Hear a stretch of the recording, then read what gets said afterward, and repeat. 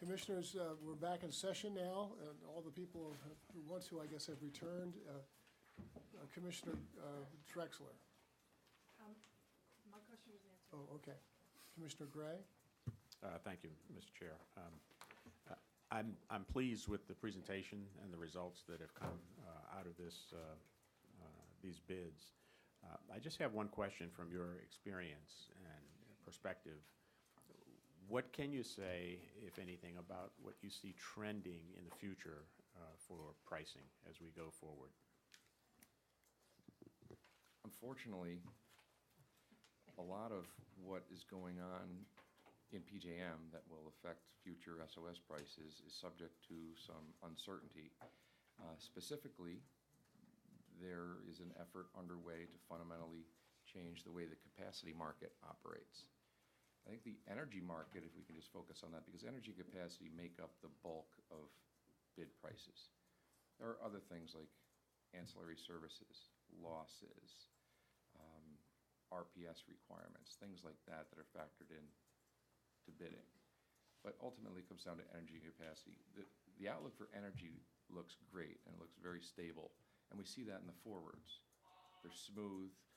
They match, gas and power seem to match appropriately enough.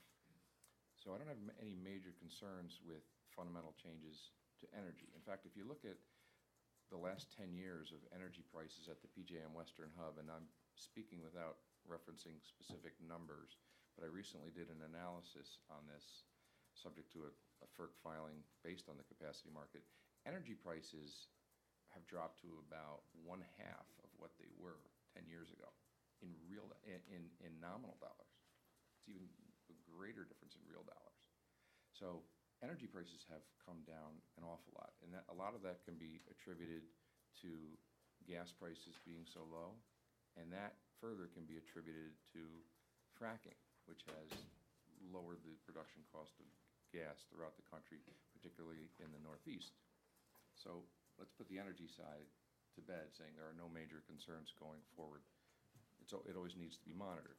On the capacity side, with what's going on at PJM in the current case at FERC, they are asking to do a fundamental change to how what FERC is calling subsidized generators are treated in the capacity market. And I'm sure you're at least somewhat familiar with what they're doing there and what they propose to do, but it is removing renewable generators and nuclear generators who are receiving state-level payments either through RPS or legislative subsidies to support, in the case of nuclear, those plants. Remove all of those subsidized assets from the capacity market. The problem when you do, well, it's a problem if you're ultimately paying for capacity prices as a customer will. It's not a problem for the remaining generators.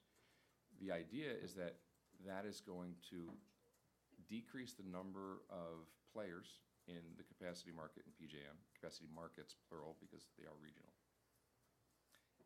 And in turn, what you will get is higher capacity prices to boost up the opportunity for future generation to come online based on, even though energy prices are lower, making up those payments that are needed to support new investment in capacity, in new generators through these capacity payments. So the issue is, when I say we don't know yet is that this is still being developed, and it hasn't been settled. But the bottom line is, based on the structure, if the changes are made, the capacity market prices overall should be higher because you are removing some very low bidding capacity price players that are currently in the game. And that just needs to be monitored. At this point, we don't know how much. No one really does. The same issue has come up before, and our concern about changes at PJM and at FERC. And thus far, we've been lucky. We've weathered it, and the prices have been really pretty good. So let's just cross our fingers, Commissioner Gray and Dr. Ledzelter, and hope that what FERC decides on the capacity repricing issue turns out to be beneficial to all and not necessarily a large increase in capacity prices. Keep our fingers crossed anyway.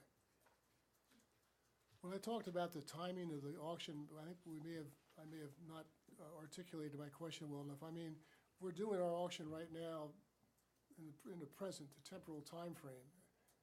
Is that the best time? Is this the best time of year to do it? I mean, the dates we're doing our auctions?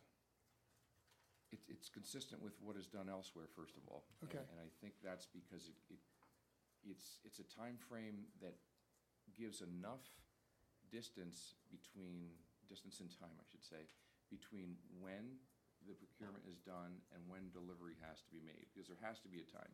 Because if there's ever a problem with a procurement, you need to be able to fix it in time and redo it or adjust it or augment it before delivery of the power is due. And most places have delivery dates that are May 1st. So it's what Delaware does is consistent with what other states do. They do one in the fall, they do one in the early winter, and then it gives them time to work out any kinks, if there are any, and there generally aren't. And then if you go too far forward, you disconnect current market conditions from delivery. And that's an issue that we're well aware of, and you can't go too far. And in fact, that was the subject of the very study that led to Delaware to not use a 3-year risky term anymore, because the bidders would be bidding on delivering power too far into the future, basically up to 3.5 years from when they did the analysis on what would be the right price. So I think it does, timing-wise, meet the requirement of leaving enough time between auction date and delivery, but not being too far out. I can't say I'm an expert in the timing of that, but it seems to make sense, and if it's a concern, it would probably take some more study. But it doesn't jump out as high on my list of issues, I'll tell you that. Anybody from staff have a question? Probably not, since Ms. Knotts is the presenter, but. Any more questions? No more questions. If we have a motion, I'd like it to include the fact that, that Mr. or Dr. Ledzelter, his comments about the fact that they did the precursor, the decisions about what was the estimated prices, that they also did the work with respect to background on the bidders, that the auction was run smoothly without any real incidents or problems, and that the capacity, that there was a competitive market or competitive auction. And the prices were consistent with the market prices out there as they determined before the auction. And that it's in the public interest to approve the results of the auction. So moved. Second. Any discussion on the motion? All those in favor signify by saying aye. Aye. Any opposed? Any abstentions? The motion carries. Thank you, Ms. Knotts and Dr. Ledzelter. Thank you. Excellent presentation. Thanks for the results as well. We'll happily take praise for the results.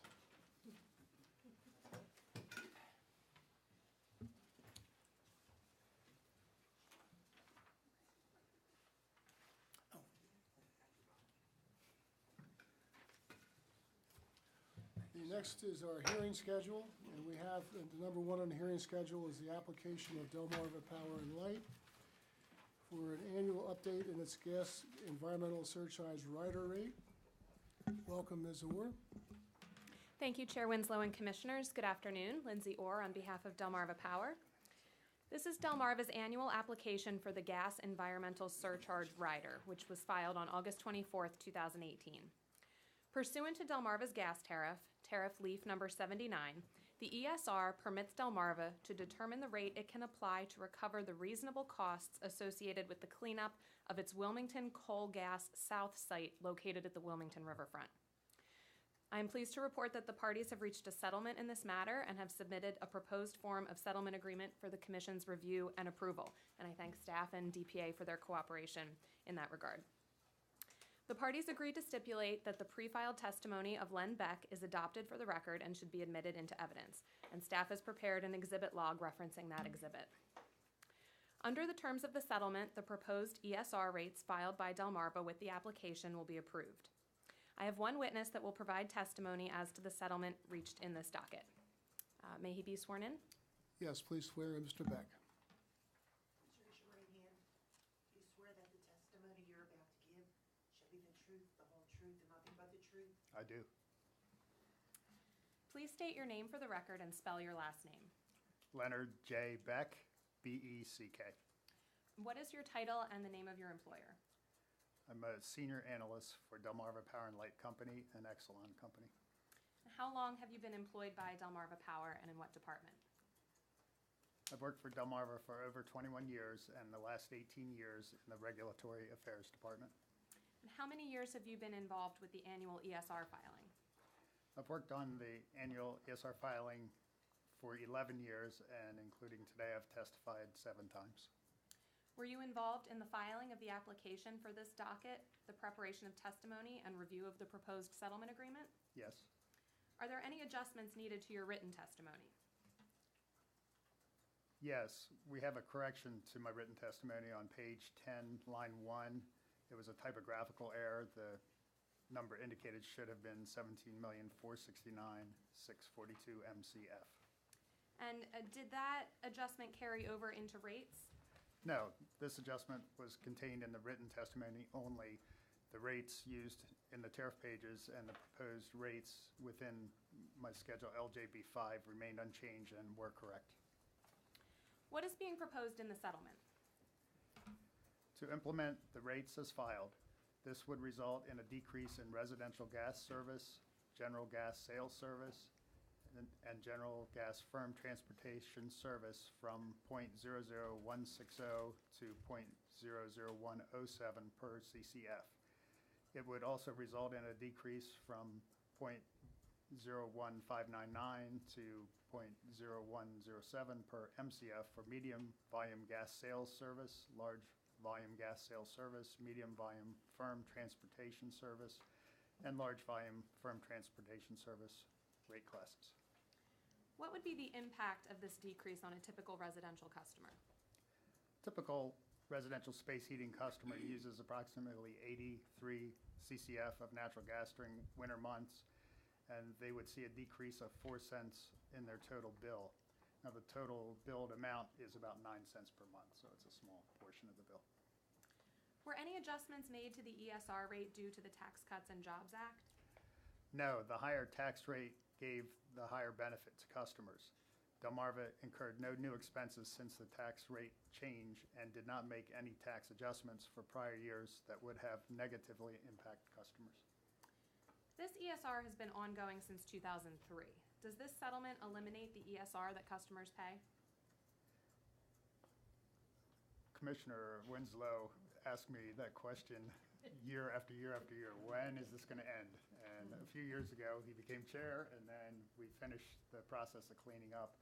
And today, I'm happy to confirm that this is the last annual filing. As we collect the money through end of June next year, the money will be all collected, and it will end. Are there any special issues covered by this settlement? Yes, since the recovery of costs will end June 30th, the company will have an opportunity to evaluate the ending over or under collection of funds. This amount will be recovered or refunded to gas customers in next year's GCR filing in August 2019. In your opinion, will this settlement provide for just and reasonable rates for customers? Yes, it will. And in your opinion, is the settlement in the public interest? Yes, it is. And why is that? It provides just and reasonable rates for customers and avoids the expense associated with further legal proceedings, thereby saving customers from incurring those additional expenses.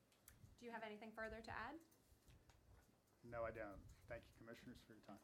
Thank you. The evidence in this case has shown that the proposed settlement provides for just and reasonable rates and is in the public interest in compliance with the requirements of 26 Del Code Section 512. Therefore, Delmarva respectfully requests that the Commission approve the proposed settlement agreement. Thank you, Ms. Orr. Mr. Willard? Yes, as has been testified to, it's a slight decrease request. The parties have reached a settlement agreement. They think the rates are reasonable, and we do have testimony to be presented by Ms. Malika Davis on that subject. Do you swear that the testimony you're about to give should be the truth, the whole truth, and nothing but the truth? I do. Please state your full name and business address for the record. Malika Davis, 861 Silver Lake Boulevard, Cannon Building, Suite 100, Dover, Delaware, 19904. By whom are you employed? The Delaware Public Service Commission. In what capacity? What is your job? I am a public utility analyst. And as part of your duties and responsibilities as an analyst, were you involved in this case? Yes. And have you previously served as a manager on similar matters? Yes, for 7 of Delmarva's previous ESR cases. And did you participate in reviewing and finalizing this proposed settlement agreement? Yes. And are you familiar with the terms of the agreement? Yes. Do you believe the proposed settlement is in the public interest and that it results in just and reasonable rates? Yes, I do. And could you explain your beliefs on the proposed settlement agreement? There were no remediation expenses claimed by Delmarva for this environmental cost year, or ECY, and I reviewed Delmarva's calculations of the estimated total amount to be collected during the 2018-2019 collection period and concluded that Delmarva had correctly calculated its estimate. I reviewed the total amortized balance and the true-up of the undercollection from the previous ECY. And I also reviewed Delmarva's calculation of the proposed ESR rate to ensure that it was correctly performed. And because all the calculations were performed correctly and in accordance with prior commission directives, I concluded that the proposed settlement agreement will result in just and reasonable rates. And additionally, granting the requested waiver of allowing Delmarva to avoid preparing another annual filing for the 2019-2020 period will eliminate expenses associated with the filing. And Ms. Davis, do you believe the commission should approve this settlement agreement? I do. I have no further questions at this time for this witness. If there's any questions from Ms. Orr or Regina? Thank you, Mr. Willard. Ms. Ivory? Thank you, Chairman Winslow. The public advocate does not have a witness. However, the public advocate is a signatory to the proposed settlement agreement. We do believe it results in just and reasonable rates and is in the public interest. Thank you. Thank you, Ms. Ivory. Commissioners, do you have any questions? I would just like to say that express my appreciation on behalf of myself and the commission to Mr. Leonard Beck and to Malika Davis. I've sat here for the last 7 years and listened to you all. Sometimes disagree, but most of the time agree. And thanks to your professionalism and your hard work, this thing got to us at probably limited expense, and you're going to eliminate this altogether. And we'll miss you, Mr. Beck. I'm sure they'll find another reason to bring you back to us. But I want to just express our appreciation to Mr. Beck and Ms. Davis, and also the lawyers who presented it. So thank you very much. Thank you. Commissioner Drexler? I'd like to make a motion to approve the proposed settlement agreement. Second. Any discussion? Hearing none, all those in favor signify by saying aye. Aye. Any opposed? Any abstention? The motion carries. Thank you all. Do we have anybody here that wishes to make public comment to the Public Service Commission? I don't see anybody coming up to the podium to speak to us. We have director's comments. Mr. Brua. Thank you, Chairman and Commissioners. There is an evidentiary hearing in PSC docket number 17-1094. Delmarva Power and Light electric vehicle charging stations on December 18th and 19th at 10 a.m. here at the PSC. The next commission meeting is on December 20th, 2018.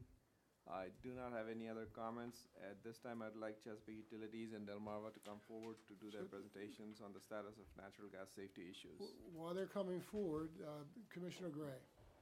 Thank you, Mr. Chair. I just wanted to announce publicly that the staff and our executive director filed an application for a grant from the NARUC for an intern to work at the Delaware Public Service Commission, and we were successfully awarded that grant. So we anticipate recruiting someone who can join us For the summer. for the summer. And I believe the support they are going to give us is having to do more with community solar projects and Right, so we analysis. identified community energy solar as the project, and that got selected. Yeah, so our thanks to NARUC publicly for the record, and thank you for the staff and the leadership here at the commission for filing a successful application. And thank you for being on that committee. Before we get started in this, I would just like to recognize our former governor, Jack Markell. He's not in the room. And also Gary Stockbridge, who recently interviewed by Public Utilities Fortnightly and had a nice article on innovation and also collaboration that PHI and PEPCO are doing with people with disabilities entering the workforce. It's a very, it was very inspiring and encouraging article and interviews. And I congratulate the companies and the gentlemen on their participation in those activities. Okay, who wants to start here first? Who's going to? Alphabetically Chesapeake. Chesapeake? Alphabetically Chesapeake. Mr. O'Brien. Welcome, Mr. O'Brien. Thank you, Mr. Chairman and Commissioners. Bill O'Brien on behalf of Chesapeake Utilities Corporation. As you're aware, the Commission's Executive Director, Dr. Raj Barua, asked the two regulated gas utilities to come here today to brief the Commission with a safety update, especially in light of the tragedy that occurred in Massachusetts back in September. So I have here today Aleda Sokaras, who is the Vice President for the company, who is the business leader for our operating divisions in Delaware and Maryland. And we have Chris Redd, who is the Director of Gas Operations, Engineering, and Gas Supply. We also have several other members of our team in the audience. If you do have questions, I may be introducing them to help answer them. So before I hand it over to Aleda, we do have about a 12-minute presentation with a PowerPoint that hopefully we can put up on the screens here, which it looks like is going to happen. So, but there we go. You know, just to put it in context, though, I did want to just take a couple of minutes to explain what the National Transportation Safety Board, the NTSB, actually found what happened up in Massachusetts, because you're going to hear things like tie-in procedures, sensing lines, low pressure areas, and so I do want to explain why we're talking about those things. So what the NTSB found in its interim report, which was issued last month, and you've probably seen it, what they found was that the gas utility was working on a tie-in project for a new plastic distribution main, and they were at the same time abandoning a cast iron main. Now what happened when they disconnected the gas, the cast iron main, it still had its pressure sensing lines in it, and they were still activated. So they, of course, sensed zero pressure since they had, that main had been taken offline. And so it was sending signals to the regulators that there was low pressure or no pressure on the system. And the regulators fully opened up and sent high pressure gas into this neighborhood. Now, the important part about the fact that this was a low pressure area of the system is that in these low pressure areas, the pressure is actually at the same level of what your gas appliances use in your homes and businesses for the most part. So there's no separate regulator outside the building controlling the pressure before it goes into the building. So if there's a high pressure event in a low pressure area, then that gas is more likely to actually, that high pressure is actually going to make it into the buildings. And that's what happened up in Massachusetts with this tragedy. So with that, I'll go ahead and turn it over to Aleda. Thank you, Bill, and thank you, all of you, for the opportunity to come before you to talk about this very important topic. I think that whenever an incident such as this happens, it shakes all of us and it shakes the industry, and justifiably so. But I would like to start today's comments to reinforce and talk a little bit about the safety culture at Chesapeake, which goes beyond when an incident happens.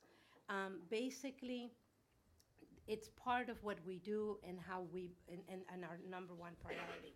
So if we could turn to slide number 1, please. We have a very, very strong program for safety and training. We have monthly meetings with all of our employees. This past year, we have spent about 2,400 hours of training, documented training. We are constantly looking to adopt best practices from the industry, and there will be things that will have learned from this incident that we will apply. And we've participated and will continue to participate in 8 American Gas Association peer reviews, which we have found very helpful in encouraging safe practices. We also have a philosophy of see something, say something, and that's more than a slogan for us. That is a true empowerment of all of our employees to shut down a job if they see something that is a safety concern. That is a monumental framework or change in paradigm to be able to give the lowest ranking employees that power. And that's the philosophy that we've been trying to emphasize. In addition to that, we continuously work on our public awareness in terms of the general public, first responders, as well as our customers. And we have multiple ways that we encourage that and we accomplish that. You know, we can kind of feel proud of doing that, but we also are continuously looking to improve. This past year, we took our inspectors, our compliance group, our training group, and our safety department, and we've combined them all into what we're calling a quality assurance team. The purpose for that was to kind of bring together all of those different areas to really focus on what do we need to do to be able to conduct appropriate field inspections, identify training where there's needed, standardize what we do with our contractors, and bring in some control to the work that the contractors are doing in there. It's not that we were not doing those things before, but this department has a greater focus than we have ever had in the past. In addition to that, you know, like most other gas utilities, we have an emergency preparedness plan that we update and we train for on an annual basis. What we've done is that this year we've adopted an incident command structure that is recommended by the Gas Piping Technology Committee.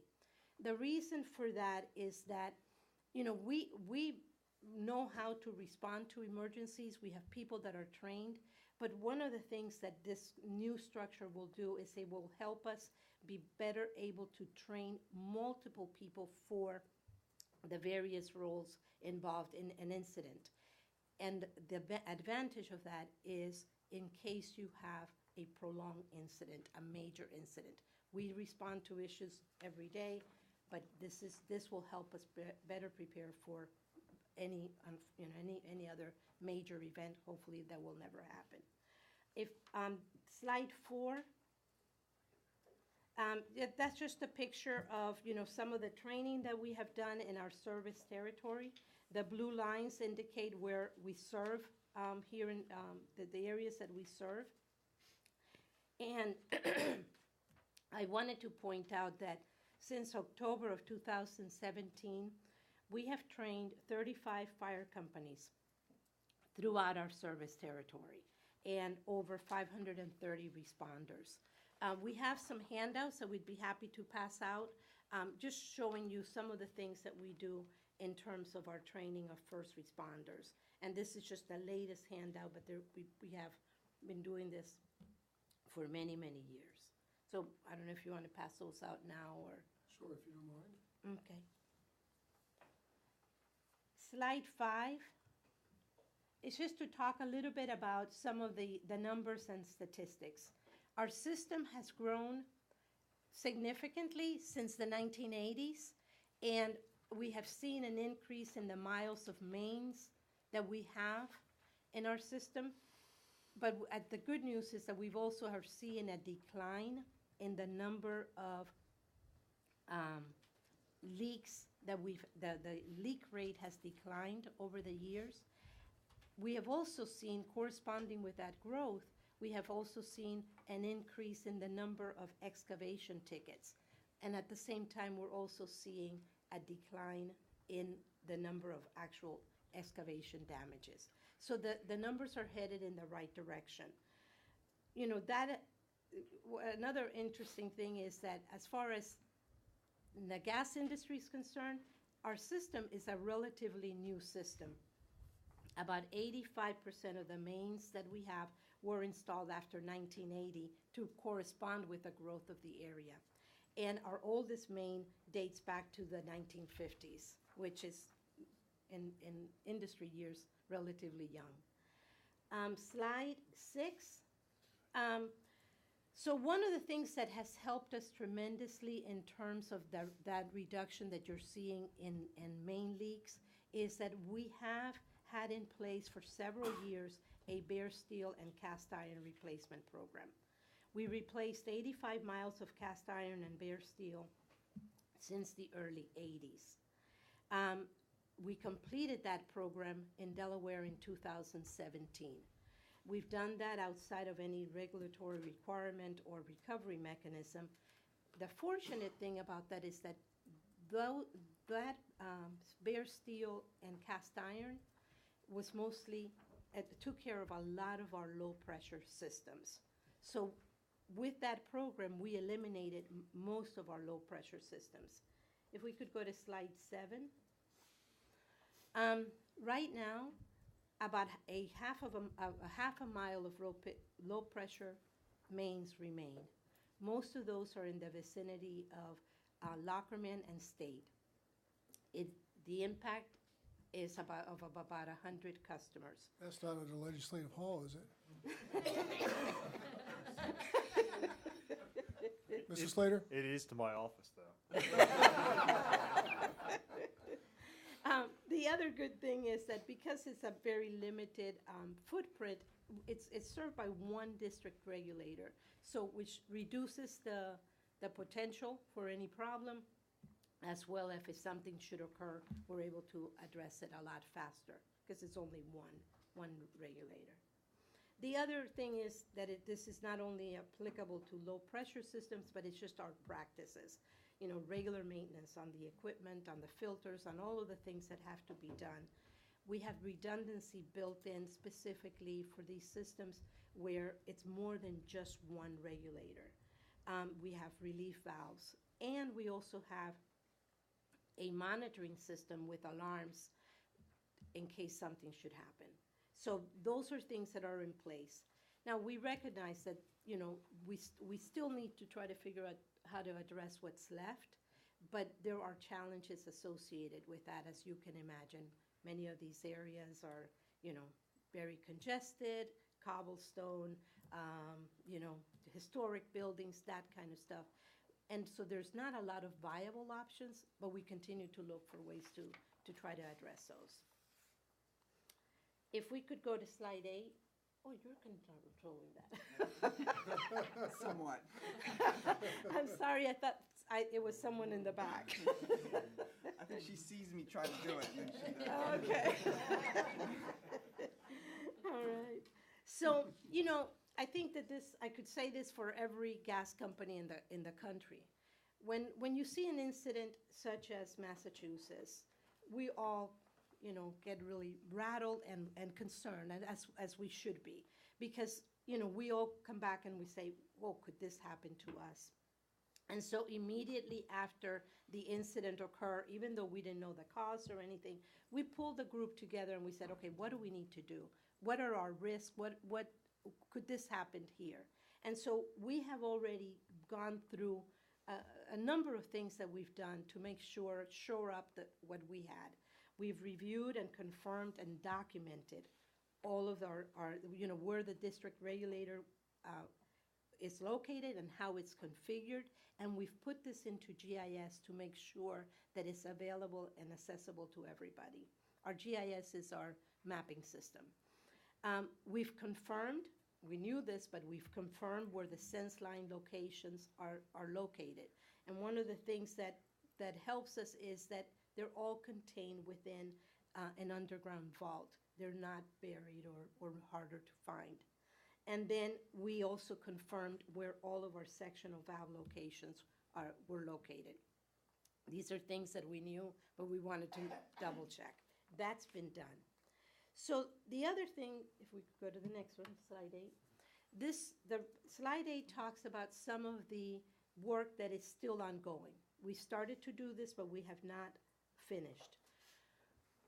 Because of the small footprint and the fact that we really have not had any kind of leak history in this area, this situation of low pressures had never elevated in our distribution integrity management plan as a threat or something that we needed to be elevated and included in our plan.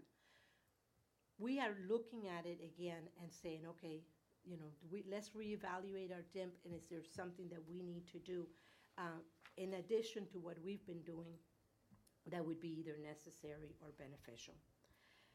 We are looking to update our tie-in procedures now that we know that that's one of the things that led to this incident. Update our tie-in procedures to include more work detail and also how we monitor whenever there's any work being done in this area. We've updated, or we started to review and update our gas control procedures. Our gas control is done by Eastern Shores, our sister company. And so we wanted to make sure that because it's so rare and these alarms are so rare, that everybody's properly trained and that we have a program in place to retrain people periodically in case an alarm does go off. And then we're continuing to explore ways to reduce low pressure system.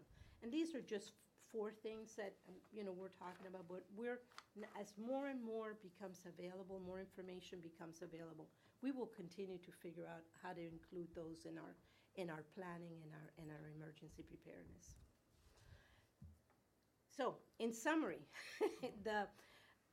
our low pressure system exposure is limited because of the size of the system, the history or lack of history of leaks in this area, the age of the system, and our safe practices.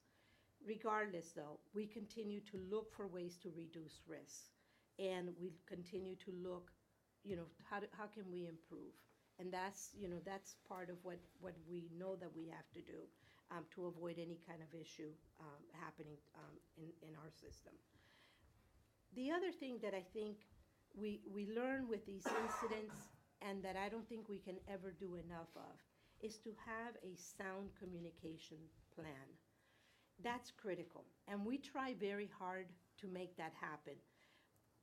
But that's an area that we think, we've got to make sure that we get that right. And so we believe that the incident command structure that we now have put in place will help us tremendously.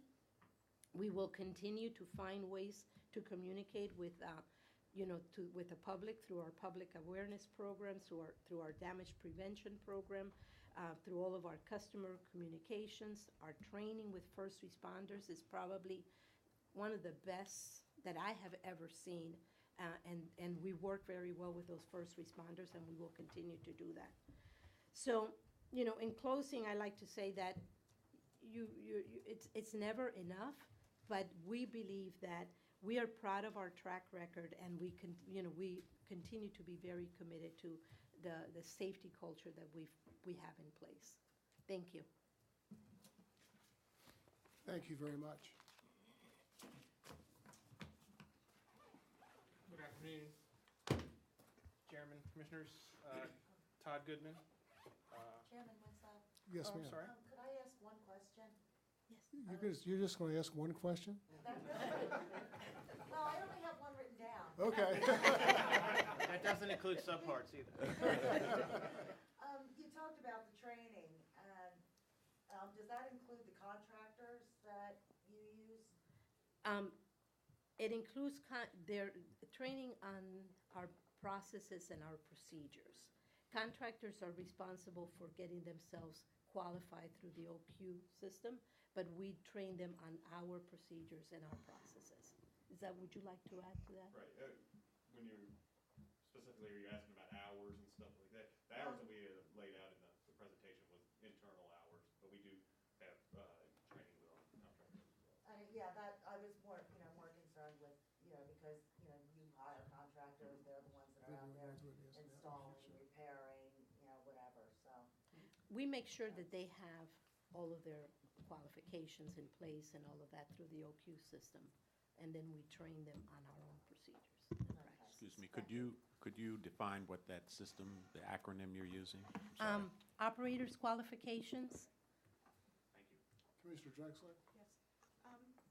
A question about the tie-in procedures.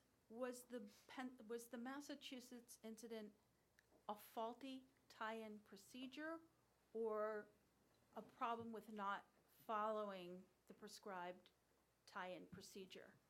And if that's the case, what are the preventive measures that you have in place to avoid that happening with the remaining changeover from cast iron or other steel? The information that we've received so far is that the sense lines weren't identified in the procedures or on the mapping for the contractors. So that kind of goes back to the comment that we've identified where our sense lines are and stuff, and they're self-contained. The sense lines were pretty far away from the actual regulator station, and when they retired that section, they didn't realize they had that the sense lines were connected to it. So it wasn't identified in the procedure, and it wasn't identified in the mapping from what I'm to hear so far. And what's in place to avoid that, a procedure having that same problem here where something's not identified or? Again, that's where we've gone back in these situations, and we've identified them in our mapping system, and we use that mapping system as a baseline for our design drawings and everything. So again, it goes back all the way to engineering so that they can actually see in the mapping system where these sense lines are located and everything to make sure it doesn't happen. Another question. When was the use of cast iron discontinued, and when was the use of bare steel discontinued? And if 85% of the line goes back to, is from 1980 or newer, what was done in 1980, is that what's being done today? Is that the same? Yeah. So everything from the roughly the 70s on, is either coated steel or PE plastic. You've got a period probably the transition was probably 1950-ish that, you really saw the transition away from the other materials into coated steel and stuff. So all your cast iron and bare steel tends to be pre-1950-ish. What supervision does Chesapeake provide when you go out and perform a job like this and you have a contractor out there? How do you interrelate the responsibilities there? So for us, a lot of our steel work and retirements on steel and everything are done all in-house. So it's all our employees actually doing those retirements and steel tie-ins and stuff. Now on the plastic tie-ins, we have inspectors that routinely follow their work. Apparently, it was one of those inspectors or representatives of the company who didn't realize the sensors were there, right? Well, in the Massachusetts situation. Again, yes, I think that again, there was not a proper documentation as to know where the sense lines were. So, yeah, they were not aware, from what I can tell, they weren't aware of them. Yeah, okay, And for the public record, what we know is what's been put out by the, right. you know, so we're kind of speculating.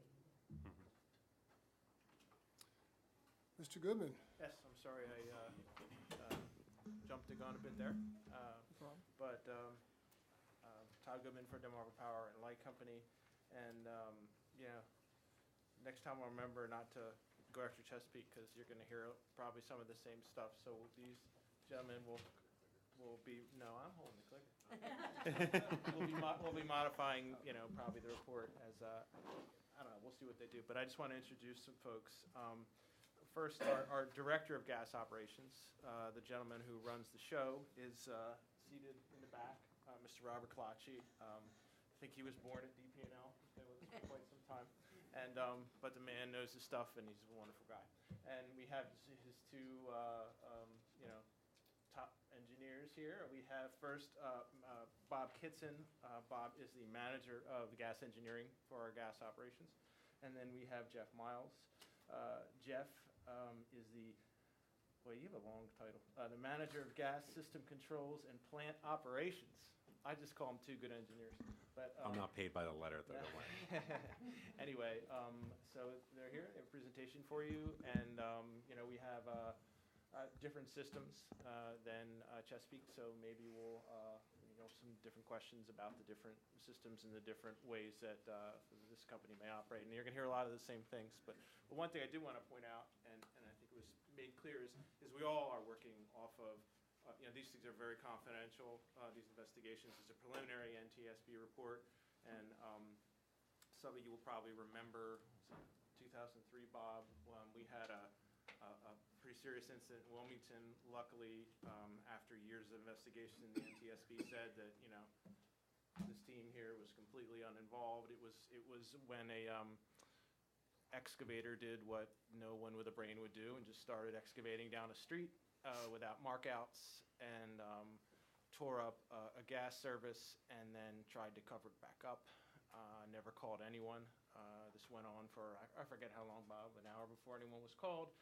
And it finally hit a, you know, pilot light in a house, and 4 homes were leveled, and about half of a street was destroyed. And the only reason there were no deaths is because the residents of the homes were able to, they had, through the hard work of this crew here, all of the education we do about what to do when you smell gas, open your doors, open your windows, get out. They had done all that. And so there were, I think, 17 injuries, but no deaths, and that's pretty impressive when you lose half a city block.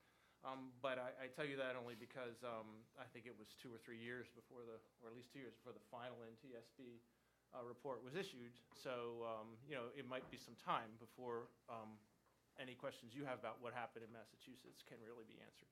So with that, turn it over to the guys from our company who know what they're talking about.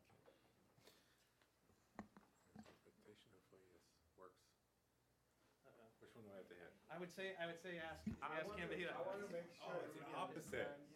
There's Commissioner, that this clicker was bought by one of my predecessors. Who will remain nameless. Yeah, that's the thing. They're all pointing it at the TV when the control device is back there.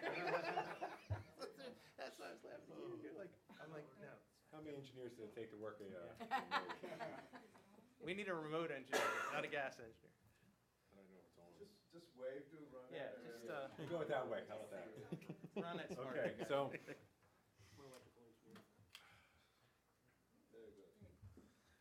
Okay, so the first slide, unfortunately, it's my whole, thank you, my introduction is, this first slide is a lot of redundancy of what you heard from Chesapeake. So we do still have a cast iron system in Wilmington and Old Newcastle area. It's a 35 to a quarter pound, about 8 inches of water column is our operating pressure in the city of Wilmington and Old Newcastle. And their situation in Massachusetts is a 75-pound upstream, PSI upstream, and a half a pound downstream. Go to the next slide. There we go. So after all that happened, we went back and we came together and had a, I'm sorry, I fast forward, I'm sorry. We came together to discuss other actions we needed, try and review our own system, look for applicability based on what we knew at the time. So first step was get the information out to our crews. Let our frontline supervisors and the guys, the street crews, operations crews doing the work that could be affected by this, who could also identify similar situations, know what was going on, and provide them information as much as possible. We're monitoring our own odor calls. When events like this happen, we will tend to see an escalation in odor calls. We did not see that after the event, but we have tended to see the trend when we have industry events. We reviewed our communication event protocol. If you recall, one of the things that Columbia Gas had issue with was communicating out to the public officials, and getting the information out of what was going on. It was a major gap, and they had to ask another local utility to step in to handle the communication. So we reviewed our communication protocol, also our gas and emergency event, and how we would activate that. I'm sorry for, you are where the Columbia Gas was the, Right. yeah, up in Okay. Massachusetts. Yes.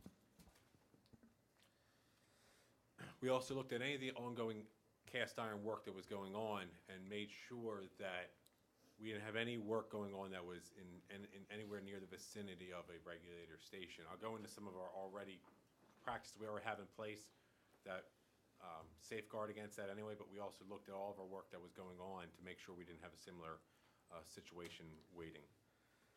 We pulled out all the low-pressure drawings, and we looked at every regulator station. We looked at all the sensing lines to determine where the sensing lines were. Could we have a similar situation if we were having work in that area?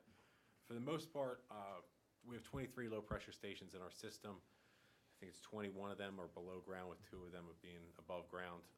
They're in vaults and pits, so either manholes or barn door style. So for the most part, the sensing lines are within that vicinity of that vault. They're all underground within that pit, so everything's accessible, so it wouldn't be subject to a situation where, like this, where, because if you would cut the pipe off, all it's going to do is feed into that short section of pipe where it was cut off.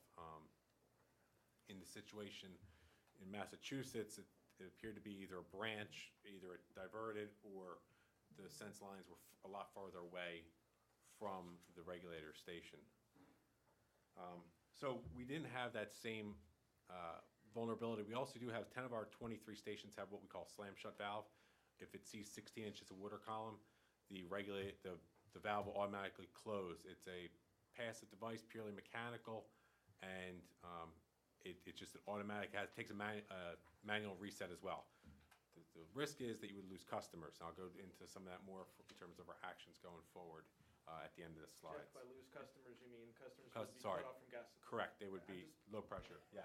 We are a company of bizarre sayings and acronyms. I know they understand, but I don't know if you did. Feel free to stop me if I say something that's, but, and there's a risk there, but it's the risk of overpressure event or losing customers and having to do relights. Oh, I jumped, okay, sorry. Okay, next, so over the last 3 years, we have performed field reviews of all of our underground regulator stations to document all the control lines that extend outside of the station. So all of our grids, grids is our mapping system. It's just a drafting program, and it's what the locators will use as well to find the lines when they need to do the markouts. We've gone back over the last 3 years and done physical locates, taken stations out of service, clipped on to the lines to locate them, just like a locator would locate a line service going up to your house.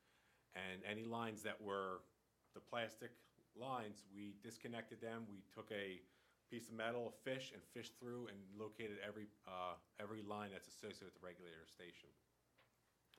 We started at the low pressure because that really was the highest risk area, and then went on to our over high pressure to high pressure, which we call TH station.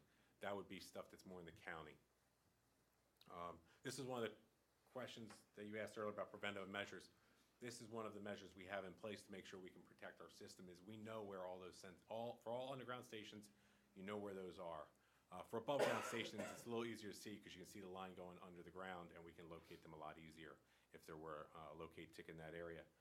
Another action that we've taken, this went in place 3 years ago, was if a locate ticket is issued for anywhere within 50 feet of our regulator station, our locators, whether it be an in-house or our contractor locators, they have to call the damage prevention supervisor. Damage prevention supervisor will contact the supervisor works for me, or our field operations supervisor, and he decides based on the work going on. If it's anywhere near our equipment, we either shut the station down if we can. If it's winter time, we wouldn't, or we have someone standing by with a valve key on the outlet valve so they can be closed in the event of an event occurs. So we will stand by there as long as that work's occurring. Even recently, over in Swanwick area of Newcastle, we had an event where there was a water leak right in the outlet of our station, and we were geared up, and we had a person standing out there the whole time during the work to try and repair that while they were repairing the water leak. So, I mean, it is a process. We've seen it work, and it's worked very well as a precaution as we continue working through some of this cast iron work. The other step is training. I think, our locators, engineers, fieldmen, there's an education piece. They need to understand what a regulator is, what each and every line does, and why, especially after an event like this, why it could happen and how it happens. Every regulator station has we talk about monitor worker. Basically, that worker, when you read the NTSB reports, the head did a very good job of explaining what that is. The worker's doing the work. It's cutting the pressure from our 200-pound system into 35, our 35-pound system into our low-pressure system, and then the monitor's just sitting there waiting until that worker fails. If that worker, for some reason, fails, the monitor's supposed to take over. We have a worker monitor at all our stations. In this case, though, you have the double failure, so you have to educate the engineers so that they understand that, yeah, I have overpressure, but if you defeat these devices, things can happen, and there's a huge piece that they are aware and can recognize that up front as well. So that's one of the things that locators understand, our fieldmen now understand, and the engineers understand. And as we have new engineers come in, it's an effort to make sure we continue to educate them.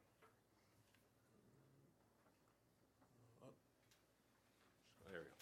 Public safety and damage prevention. As you can see, our historical rate has been continuing down since 2009 is when this chart starts, and we're continuing to see a hits per, or damages per 1,000 locate requests continue in a downward trend. We also have some soft dig initiatives to make sure that we're not using a large backhoe over top of our lines.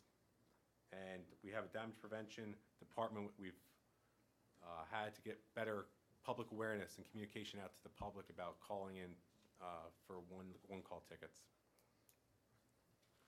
And then also getting out to our contractors. If we have an issue with contractors in our lines, we get in front of them, talk to them, again, educate them. Sometimes even some of the small contractors, even go back to the example Todd gave back in 2003, just educate them on what can happen if they don't call in these one tickets, get the proper markouts, and have a relationship with these contractors to prevent any hit lines. Jeff, could you real quickly talk about performance in quartiles and deciles? Just, can you let them know what that means? To me, that's important. We look at cross peer groups of other utilities, so as far as looking at our targets, is trying to get into the top decile quartile of the industry. And we're in the top quartile? We're tied top quartile, yep. Am I reading that right? Close to the top decile, correct. Or we're heading that way. Yes, we're not there yet. We're still a little bit, but we're halfway. So we talked about the communications. So after the event, corporate communications was prompted by this significant event email. When events like this happen across the industry, we have a email blast that will go across to the leadership, make us aware so we can take the appropriate actions. Our regulatory affairs did send an email, I believe within about the next day or a couple days, when AGA issued their first bulletin on the event. We didn't, as I said earlier, we didn't see an increase in call volumes like we had maybe expected. We did review our incident management team section of our gas emergency plan to ensure that we were up to date if an event were to occur like this in our system. We do review this section every time there's a winter storm coming, hurricanes, tornadoes, any type of, well, not tornadoes, but hurricanes, It can't predict tornadoes, sorry. Hurricanes, heavy floods, and flood watch type incidents, we will activate a 72-hour checklist.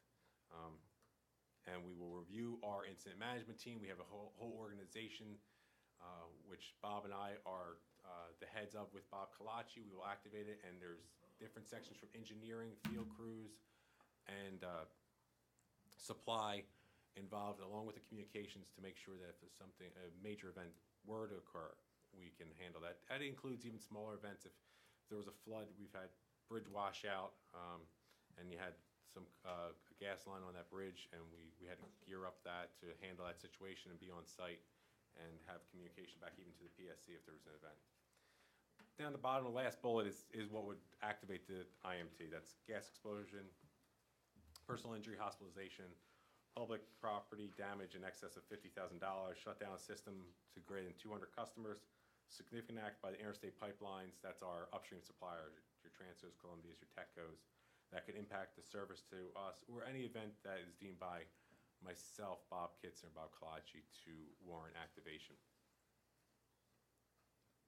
So some of the ongoing actions, we are going to have a tabletop this is something we do not typically do. For our IMT, we do drill once a year, every year, right before winter time on the IMT of, actually, I own this scenario, I develop a scenario, have our whole engineering team there, and we present them with a scenario to drill through what you do in the event of a major incident. We try and come up with a worst-case scenario and maybe even something that's not as plausible, but we want to see how they react and they take all the appropriate actions within the expectation of that procedure. We are going to perform a tabletop exercise with our communications group next month, and that's something we have not done in the past, but it's good practice for us to do, and that's something we'll carry on annually as well. And we're going to continue to enhance our regulatory interface protocol and continue to review this first some best practices, especially when we work on our peer groups with PG&E and PECO to get some shared information there and lessons learned. We did hold a challenge session. We looked at design of stations, work practices, and how we work to design the regulator stations to prevent this between the two other PG&E, or other OPCOs, PG&E and PECO. And we're still continuing a working group to develop a best practice and share information between the three companies so we can develop something that would prevent this. We are reviewing our overpressure protection scheme and determine if there's any additional overpressure protection we would like to add. As I said, we are code compliant. There's not an issue there. But it's the belts and suspenders. You know, you have your belt to hold your pants up, but we want to add the suspenders on top of that. As I said, we only have 10 of our stations have the slam shut valves. So we're evaluating that right now to work with some vendors to determine exactly the product to reinstall, to go back to these 13 who don't have it and get those slam shut valves in there. And also maybe it's just a relief valve, one or two relief valves within the system that would be your end-all that would relieve the pressure. There's another inherent risk there just because if you have gas blowing in the middle of the city, it's not always ideal. But we're trying to evaluate that, and we've worked on that the last couple months. And lastly is the DPL strategy with cast iron since 2008. I've been to replace the cast iron with high pressure. That also allows us to get excess flow valves into the system. Low pressure makes up 74 miles out of our 2,065 miles of DP&L distribution mains, and there's 63 miles of cast iron left and 2 miles of low pressure steel that still requires replacement. So that's Over how long of a time frame? Yeah. How long till we plan to go? Replace all that? Our target that we had committed to, or you guys had committed to PIMSA, your prior predecessor wrote a letter, was 2032. When we worked in the working group, we proposed to the PSC staff, the PTA, that we target 2027. We're trying to get it done 5 years sooner. So that's our current budget is based upon. Great. Is that the end of the presentation? That would be it. Thank you. Yes. Any questions, Commissioners? Mr. Platt, do you have any questions? Yes, Mr. Chair. I probably have about 4 questions, so I'll try and make it quick. So with the growth of gas penetration in the market, are there enough skilled human resources to manage and administer safe gas distribution throughout Delaware? I think so. There's, as we don't have as high of a growth rate as other areas. We are adding, it's about 1% growth rate. So I think we've handled that and that's been 5-6 years or so we've had that. So I believe, yes, there are, based on our current growth rate and what we project for the next 5 years, yes. Since the Exelon merger, we added staff, so we got back up to full complement. Pre-merger, we were probably 149 people in the gas division. Now we're at 164, I think. We have added staff. Also allows But- us additional pool of contractors that are out there. I was gonna s- Right, I was going to say that it seems that a lot of the work that your companies are doing, you can hire contractors who sometimes bring subs to the job, which brings another question, which I've asked in other hearings. Would a PHMSA database help your company to avoid or retrain contractors and subs that have poor performance records related to gas safety and operations? I think we've looked across, the Exelon opcos and try and have contractors on watch lists. And that was one of the things as we bring OQ across the 3 opcos, we hope to be able to better track, make sure that somebody in Pennsylvania doesn't track here. But as far as an industry level, I'm not aware of that occurring. AGA does not, per its bylaws, we're not allowed to share vendor contractor specifics. Well, I know that it's not occurring. I'm asking, would it be helpful to have a central repository for due diligence in this area? Because, I mean, we occasionally read about things that, go wrong in a lot of different places. So my question is, now with the growth and proliferation of gas distribution, from the industry perspective, would a central place to look be helpful? I don't know. Any other opinions at the table? I don't know, but I think that you raise a very good question that deserves at least for us to explore and see if it makes sense, what it would cost, what would be the benefits. So I think that may be something that we could explore, within the industry. But I don't know the answer. I don't know if it would be beneficial or not. And let's be mindful, this is not a punitive step, this is a preventative step. And it could Yes. be just that you're doing A, due diligence, and B, offering the opportunity for someone who's got poor performance to be retrained and requalified.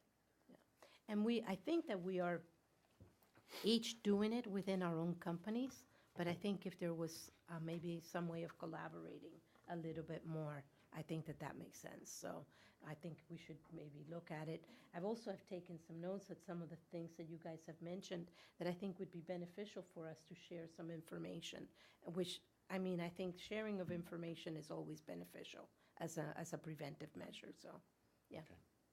Thank you. Just 2 more points. These are for Delmarva.